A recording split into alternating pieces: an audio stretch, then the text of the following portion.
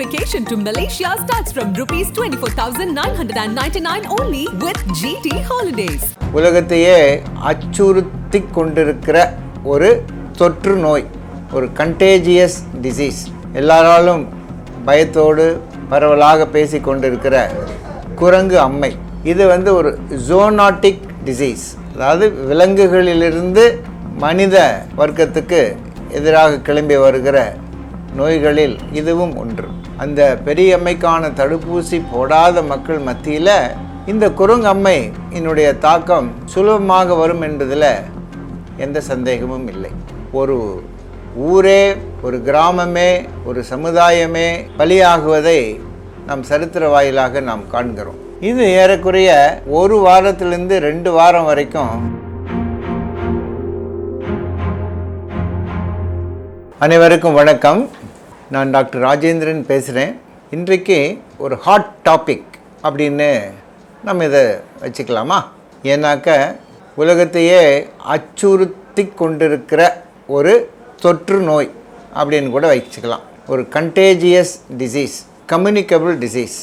இதை பற்றி நம்ம தெரிஞ்சுக்கலான்னா, நிறைய அந்த மாதிரி வியாதிகள் இருந்தாலும் ஒவ்வொரு பருவத்திலையும் ஒவ்வொரு கால நிலைமைகளிலையும் நம் வெவ்வேறான நோய்களை நாம் எதிர்கொண்டு வருகிறோம். நம்முடைய மனித சமுதாயம் மட்டுமல்ல, இதற்கு எல்லா உயிரினங்களும் இதற்கு பாதிப்புக்குள்ளாகி இருக்கிறத நம்ம பார்க்குறோம். இதில் இன்றைக்கி நம்ம பார்க்க போகிறது, கேட்க போகிறது, புரிந்து கொள்ள போகிறது, எல்லாராலும் பயத்தோடு பரவலாக பேசி கொண்டிருக்கிற குரங்கு அம்மை, மங்கி பாக்ஸ்.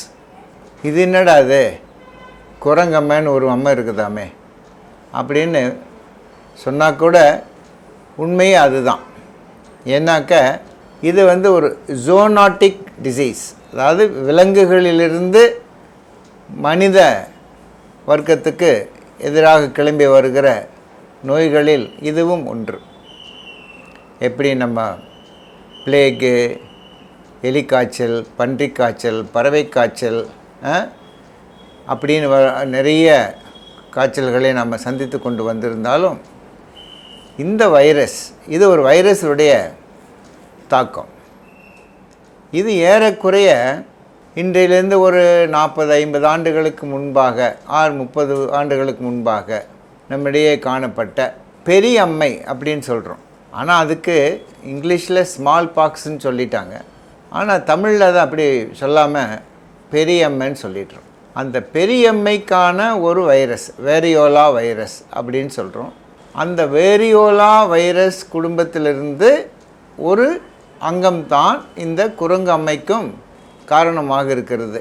இப்பொழுது என்னை எடுத்துக்கொண்டால், எனக்கு இப்பொழுது 71 வயதாகிறது. நாங்கள்லாம் சின்ன குழந்தையிலேயே ஸ்கூலில் படிக்கும்போதே பெரிய அம்மைக்கான தடுப்பூசியை போட்டுட்டாங்க. எனவே அது ஏறக்குறைய ஒரு வாழ்நாள் பாதுகாப்பை கொடுக்கக்கூடியதாக இருக்கிறது என்பதில் எந்த சந்தேகம் இல்லை. அப்புறம் தொடர்ந்து ஒரு நாட்டில், ஒரு பகுதியில் அந்த பெரிய அம்மையினுடைய காணப்படுதல், ஐடென்டிஃபிகேஷன் இல்லை என்கிற ஒரு நிலைமை வரும் பொழுது, இனிமேலும் அந்த வைரஸ்க்கான, அம்மைக்கான தடுப்பு ஊசி போட்டுக்கொள்ள வேண்டுமா என்பதை உலக சுகாதார நிறுவனம் ஆராய்ந்து, ஓகே, இந்த நாட்டில் இனிமேல் அம்மைக்கான, பெரிய அம்மைக்கான தடுப்பூசி தேவையில்லை. ஏனென்றால் இங்கு வாழ்கிற எல்லா மக்களுக்கும், சமுதாயத்துக்கும் ஒரு எதிர்ப்பு சக்தி வந்துவிட்டது. எனவே இனிமேல் அந்த வைரஸினுடைய தாக்கமோ கண்டறிதலோ அநேகமாக இல்லை என்று தொடர்ந்து எல்லா இடங்களிலும் ஒரு குறிப்பு வரும்பொழுது அதை ஏற்றுக்கொண்டு ஒரு டிக்ளேர் பண்ணிடுறாங்க. எப்படி, இனிமேல் இந்த தடுப்பூசி அவசியமில்லை அப்படின்ட்டு. எதற்காக இதை நான் சொல்லுகிறேன் என்றால், அந்த பெரிய அம்மைக்கான தடுப்பூசி போடாத மக்கள் மத்தியில் இந்த குரங்கம்மை என்னுடைய தாக்கம் சுலபமாக வரும் என்பதில் எந்த சந்தேகமும் இல்லை. எனவே இதை மனதில் கொள்ள வேண்டுமாய் நான் கேட்டுக்கொள்ளுகிறேன். இது குரங்கம்மைன்னா இந்த பெரிய அம்மைக்கும் இதுக்கும் பெருசாக ஏதாவது வித்தியாசம் இருக்குமா? அந்த பெரிய அம்மை ரொம்ப வீரியமாக இருந்த காலங்களில் பார்த்தீங்கன்னா, ஒரு ஊரே, ஒரு கிராமமே, ஒரு சமுதாயமே ஒரு கூட்டு குடும்பமே பலியாகுவதை நாம் சரித்திர வாயிலாக நாம் காண்கிறோம். எங்கள் ஊரில் ஒருத்தர் கூட பிழைக்கலைங்க, எல்லாரும் அதில் இறந்துட்டாங்க, அப்படி கூட இன்றைக்கி சொல்கிறவங்களும் இருக்காங்க. ஸோ அப்படிப்பட்ட ஒரு வீரியம் நிறைந்த அந்த பெரிய அம்மைக்கு ஸ்மால் பாக்ஸ் வெரியோலா வைரஸ், அதற்கு ஒரு தடுப்பு மருந்தை கண்டுபிடித்து தடுப்பூசி போட்டு உயிரினங்களை, முக்கியமாக மனித குலத்தை காப்பாற்றின பெருமை அந்த தடுப்பூசிக்கு உண்டு. இந்த குரங்கு அம்மையும் சாமானியமானது அல்ல. ஏனென்றால் அதற்கு உள்ள என்னென்ன அறிகுறிகள் காணப்பட்டுச்சோ ஏறக்குறைய அதே மாதிரியான அறிகுறிகள் தான் இந்த குரங்கு அம்மையிலும் நாம் இருக்கிறதை பார்க்கிறோம். இது மனிதனுக்கு ஒருத்தர்கிட்டேருந்து இன்னொருத்தர்கிட்ட சுலபமாக பரவக்கூடியது.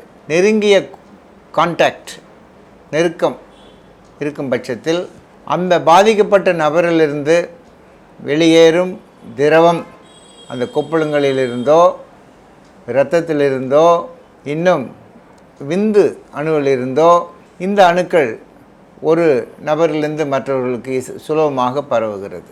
ஸோ கட்லிங், ஈவன் முத்தமிடுதல் அப்படின்னா சுவாசப்பை, வாய், அப்புறம் உடல் உறவு, இதெல்லாம் பாதிக்கப்பட்ட நபரோடு நம்ம நெருங்கிய உறவு வைத்து கொள்ளும் பொழுது இந்த வைரஸ் கிருமி பாதிக்கப்பட்ட நபர்கிட்ட இருந்து மற்ற நபருக்கு சுலபமாக பரவிக்கொள்ளுகிறது. இதை நாம் மனதில் வைக்கும்போது நமக்குள்ளரே ஒரு பயம் வந்தாலும் ஒரு தெளிவு பிறக்கிறது என்பதில் சந்தேகம் இல்லை. ஏன்னா இப்போ நான் சொன்ன காரியங்களிலிருந்து நாம் நம்மை காத்து கொண்டாலே கண்டிப்பாக பாதிப்பினுடைய ஒரு வீரியம் வெகுவாக குறைக்கப்படலாம். எனவே தான் இந்த யூனிவர்சல் ப்ரிகாஷன்ஸ் அப்படின்னு சொல்கிறோம். எல்லா வைரஸுக்கும் இது பொருந்தும், எல்லா இன்ஃபெக்ஷன்ஸுக்கும் இது பொருந்தும். ஈவன் பாக்டீரியா, ஃபங்கஸ், எல்லாத்துக்குமே, பூஞ்சை, எல்லாத்துக்குமே தனி நபர்கிட்டேருந்து மற்றவர்களுக்கு பரவுவதற்கான ஏதுகளை நாம் தவிர்த்தாலே இதுக்கு பேர் அந்த டிசீஸ் கண்டெய்ன்மெண்ட் அப்படின்னு சொல்கிறோம். அந்த வியாதிப்பட்டவர்களை நாம் மற்ற இடங்களுக்கோ மற்ற ஒரு கூட்டத்துக்கோ அவர்களை செல்லாமல் தனிமைப்படுத்தி அந்த கிருமி பாதிக்கப்பட்ட நபரோடு மட்டும் இருக்கக்கூடிய சூழ்நிலையை நாம் உருவாக்கி கொண்டோமானால் சுலபமாக இது பரவுவதை தடுத்து விடலாம். ஏனென்றால் இதற்குன்னு தனியாக ஸ்பெசிஃபிக்கான ட்ரீட்மெண்ட்டு அந்த வேக்சினேஷனை தவிர இன்றைய காலகட்டத்தில் இல்லை. இதை ஒரு முன்னுரையாக நான் சொல்லிக்கொண்டு இந்த கிருமி எப்படி பரவுகிறது என்பதை நான் சொல்லுகிறேன். இது ஒரு பாதிக்கப்பட்ட நபர்கிட்டேருந்து முதல்ல அனிமல்ஸ்கிட்டேருந்து வரலாம், மிருகங்கள்கிட்டேருந்து. அதுக்கு அது குரங்கம்மைன்னே சொல்லிடுறோம். அப்போ இதுக்கு பிதா யாருன்னு கேட்டிங்கன்னா குரங்குன்னு தான் சொல்ல போகிறோம். ஸோ அவங்ககிட்டேருந்து பரவுறது தான். எப்படி வௌவால் அந்த மாதிரி இதுங்களுக்கு இந்த வெறிநாய் கடியினுடைய கிருமி பரவுகிறதோ அதே போல் இந்த அம்மை கிருமியும் பாதிக்கப்பட்ட விலங்கினத்திலிருந்து மனிதனுக்கு பரவுகிறது. இது ஏறக்குறைய 1 வாரத்திலேருந்து 2 வாரம் வரைக்கும் டைம் எடுத்துக்குது.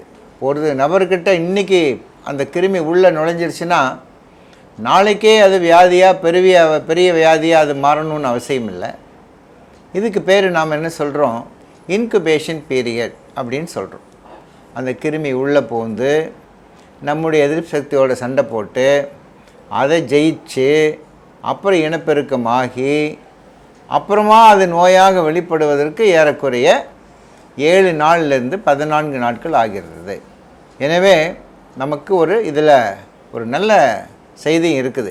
ஏன்னா தன்னை தனிமைப்படுத்தி நோய்களினுடைய தன்மை சீரியஸாக மாறுவதை நாம் எளிதாக கண்டுபிடிப்பதற்கும் அவர்களை நாம் பராமரித்து நல்ல முறையில் காப்பாற்றி விடக்கூடிய ஒரு சூழ்நிலையும் இதிலேருந்து நமக்கு கிடைக்குது. ஸோ அந்த இன்குபேஷன் பீரியடு 1 வாரத்துலேருந்து 2 வாரம்னு சொல்கிறாங்க. இது எப்படியெல்லாம் வெளிப்படும், இதனுடைய அறிகுறிகள் என்ன? இது எல்லா வைரஸ் கிருமி மாதிரியே தான். யாருக்கெல்லாம் இது அதிகமாக அந்த வைரஸ் கிருமியினுடைய தாக்கம் இருக்குமுன்னா நம்ம உடனே சொல்லிடலாம். எதிர்ப்பு சக்தி குறைவாக உள்ளவர்களுக்கு, வயதானவர்களுக்கு, இல்லை இளம் சிறார்களுக்கு. ஏன்னா அவங்க 2 சமுதாயத்துக்கு கூட்டத்திற்கு தான் எதிர்ப்பு சக்தி ரொம்ப காம்ப்ரமைஸ்டாக இருக்கும். அதாவது ஒரு குழந்தைங்களுக்கு இன்னும் எதிர்ப்பு சக்தி உண்டாகாத சூழ்நிலை இருக்கும். வயதானவர்களுக்கு எப்படி இருக்குமுன்னா அவங்களுக்கு ஏற்கனவே நிறைய வியாதிகள் மற்ற முதுமையின் காரணமாக எதிர்ப்பு சக்தி குறைஞ்சிருக்கும். ஆனால் இந்த வயதானவர்களோ குழந்தைகளோ மற்ற கூட்டத்தோடு கலந்திருக்கக்கூடிய நேரங்கள் குறைவாக இருக்கிறதுனால இதுவும் அவங்களுக்கு ஒரு பலன் தரதாக இருக்கலாம். அப்படின்னு பார்க்கும்போது யாரெல்லாம் ஆக்டிவாக ரொம்ப சுதாரிப்பாக நம்ம சுறுசுறுப்பாக கூட்டமாக கலந்து 4 இடத்துல பிரயாணம் பண்ணி அங்கே ஓடி இங்கே ஓடி இருக்கிறவர்களுக்கு இந்த வியாதியினுடைய தொற்று அதிகமாக இருக்கும். இதுக்கு யாருக்குமே விதிவிலக்கு இல்லை என்பதை சொல்லுவதற்காக நான் இதை கூறுகிறேன்.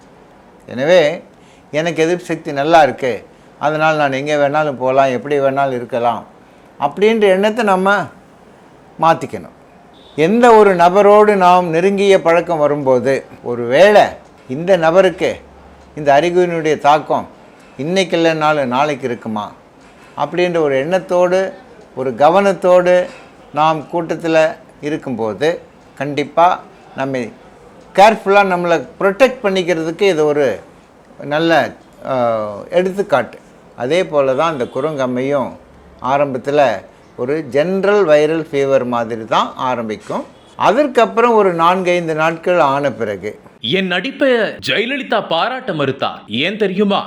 நக்கீரன் இதழில் சினிமா கொட்டகை டைரக்டர் ரைட்டர் VC குகநாதன் எழுதி வரும் புதிய தொடர் வாங்கி படியுங்கள் உங்கள் நக்கீரன்.